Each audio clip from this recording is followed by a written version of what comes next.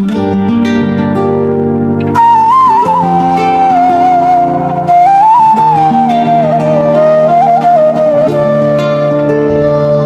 olsun dağlarına suyu kimi, o kırık dalgalı gülüşlerine, Vüsal vədə verən ümid Allahı, müxtəlif mənnalı gülüşlərinə. And olsun axslanıb nazla əzilən, telli ulduz kimi bəzən süzülən, gahi rəhmət, gahi zülmət sezilən o qanlı qadalı gülüşlərinə.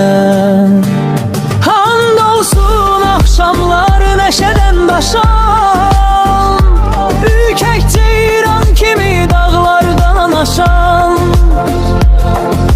kəklik olub səkən, qan kimi coşan, dərbədər sevdalı gülüşlərinə.